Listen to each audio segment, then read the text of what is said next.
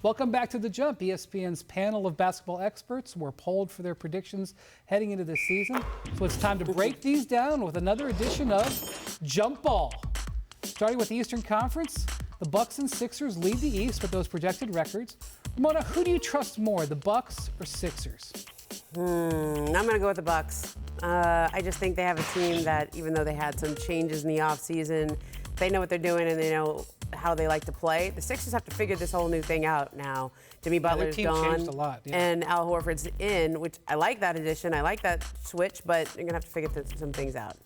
I like the team with has the MVP on it. That's what I kind of default to. Well, I think that's going to be Philly's biggest jump this year is maturity overall, and I think adding Al Horford is going to be a great piece to that. But your two superstars have to mature on a different level. So right now, I would definitely say the Bucks, but I wouldn't be surprised if Philly pulled it off because, you know, that they were a crazy shot away from going to the finals. You think that maturity's coming this year? Do you think? You get more every single year. Just more experience, more time. You get more maturity. You know, you get older, so you know you look at things different. So let's just hope. All right. Well, staying in the East, Matt, who would you rather have? This is a prickly one. Ooh.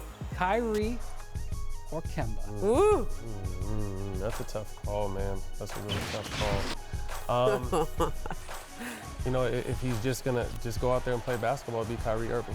You know, I think he's obviously one of the most talented players we've ever seen, and you know, I think he tried to bite off more than he could chew this year with being a vocal leader. That's a big if, though, Matt. Yeah, that's what I'm saying. Vocal leader. You know, Kemba's someone that just goes out there and does his job, and numbers aren't too far off, but just as far as clutch and being there and doing that and hitting big shots, I'd take Kyrie. I think if you have a better player than those two, you might be able to say, okay, well, KYRIE can be the supporting guy, but you know, KEMBA will cause the least damage. Right. If you're relying on those two guys to be your best player, you'd probably want KYRIE because I think KYRIE has a higher top than KEMBA. So I think it matters. So the question before was which team do you trust the most, right? Yeah. Not what is the better team. Yeah. Like I think Philly can be the better team. I think they have the higher ceiling, Yeah. but don't trust them as much as I trust the Bucks. Yeah. I feel the same way about this question. Yeah.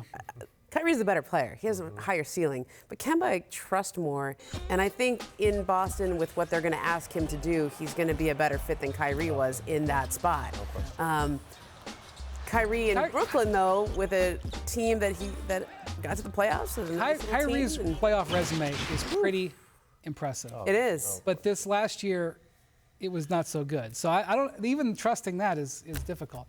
Moving over to the West, the Nuggets and Clippers came out in the poll to lead the conference. Take a look at the projected standings. Boy, the West is going to be tough. Ramona, who do you think is more likely to disappoint? Like that question? Okay. The Clippers or the Nuggets? That's a negative. That's right. That's what we do here. I believe in the Clippers. I think that's going to be a really good team. And I'm going to say the Nuggets, not because of anything they've done wrong, but just because they don't have the same star power that the Clippers have in the way that they built that team. They're ready to win now. Yeah. I just feel like in a playoff setting, if your best player is a big man, it's difficult. This is the issue that the 76ers have had to deal with. And you know, because Jokic is a little bit easier to corral in a tough possession game, I feel like, Matt. I don't know if you feel that way, and so whereas if you look at the Clippers, they have these two-way beasts that I think are much harder to get a handle on. And so I don't know if the word disappoint is right, but who have been there though? Like I know Kawhi has won Finals MVPs. Yeah, and Paul George has a relatively good playoff. Pretty good present, you know, like playoff Paul, right? I mean, like you know, that's a playoff P. Yeah. Like I'm just gonna. Those guys have been there and they're more ready to win. And Denver is a team that solid, but the West got better and they didn't necessarily add as much. Denver's just young. I think they're going to be in the talks for, you know, upper echelon of the West for the next, you know, 2, 3, 4 years possibly. But to me, it's definitely the Clippers are the better team, and most likely will go further. Who knows what the regular season will hold? You know, Denver was up there last year, but you add two selfless superstars to a team that has completely bought in. You know, you think about adding Kawhi to that team last year in the first round, they could possibly beat the Warriors. You know, so you add Kawhi and Paul George, which are no egos. Let's go out there and win to a team that's already bought in with a bunch of dogs. Great coach, great owner. I'm expecting a lot from the Clippers this year. All right, well, last question. This is a prickly one, too. Who has the better roster, Matt? The Rockets or the Lakers? Roster. Ooh, top to bottom. I would have to say the Lakers, to be honest with you. Okay. You know, You know who agrees with you is Vegas. You know, LeBron is up there, James Harden's obviously up there. Then, you know, there's no one to answer for an Anthony, you know, Westbrook. But to me, Anthony Davis is, you know, going to be more impactful. And then there's a lot of solid players, but I just think obviously. Look at this Rockets number. Yeah, the Rockets have great chemistry though. I mean, you know, or better chemistry, excuse me, than the Lakers will, because you know they're only adding Westbrook, which is a big piece to add. But most of the core guys have been there. The Lakers are adding, you know, they had 2 players at one point this summer, you know, or 3 players, you know, so they're adding a whole new team, and that's why to touch back earlier, I think Andre Iguodala would be so good in that locker room. I'm going to go with the Lakers as well, because the Rockets remain somewhat top-heavy. Like their whole team has been James Harden, and last year's Chris Paul. This year will be Russell Westbrook. PJ Tucker's a great player. So's Eric Gordon, but there's a fall off after that.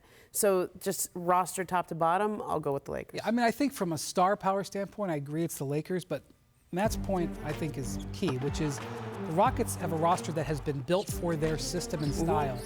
The Lakers don't have a system or style. They're still working on that. So I would actually love to see this as a playoff series. I think this would be a highly entertaining playoff series. Thanks for watching ESPN on YouTube. For highlights and analysis, check out the ESPN app. And for live streaming and premium content, check out ESPN+.